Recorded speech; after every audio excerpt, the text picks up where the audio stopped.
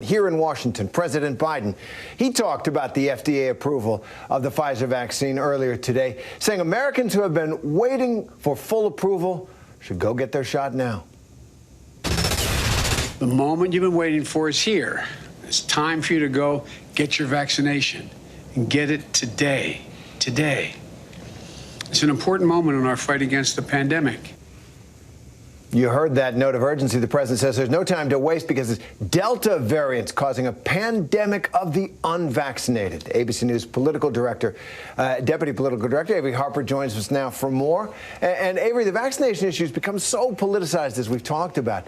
Do you think this FDA approval could help take some of the politics out of this equation? For some, this will suffice, but there's still a sizable portion for whom it will not be enough. If you look at the last ABC Washington Post poll, about 3 in 10 Americans say they weren't vaccinated, and they probably or definitely were not going to get one. So it's still an uphill battle in terms of fighting the virus. And so what do you think? We've heard from the president a kind of gradual toughening of his tone, I think. He began by encouraging people very gently, really, talking about solidarity, about do it for your neighbor and your loved ones and your colleagues, gradually now talking about mandates. What do you think this approval will mean for vaccine mandates?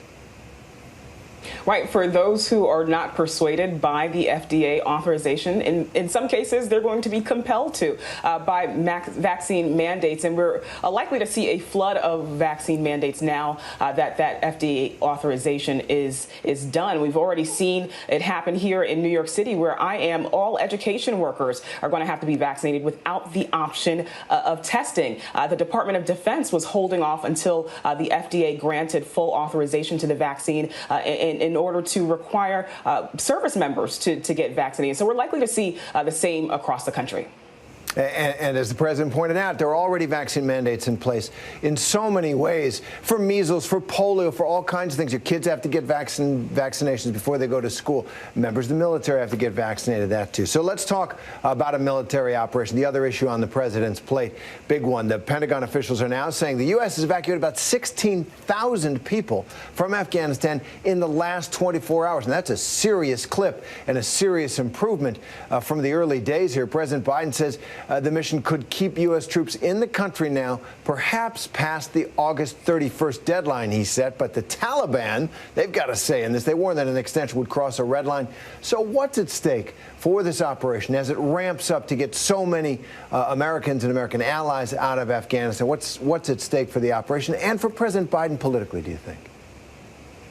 Well, what's at stake is really the safety of the Americans that are still in Afghanistan and the Afghan allies that are still there. We know that there are efforts to try and evacuate those folks to other countries. But if it can't be done before the August 31st deadline and the Taliban decides to escalate the situation, we could be putting, American service members in harm's way. And a lot of what the White House has been touting over the past week is that there hasn't been any American loss of life, and no one wants that to change. Absolutely. That would change the tenor of the coverage and of the discussion around the country, no question. Deputy Political Director Avery Harper, thanks as always. Hi, everyone. George Stephanopoulos here. Thanks for checking out the ABC News YouTube channel. If you'd like to get more videos, show highlights, and watch live event coverage, click on the right over here to subscribe to our channel. And don't forget to download the ABC News app for breaking news alerts. Thanks for watching.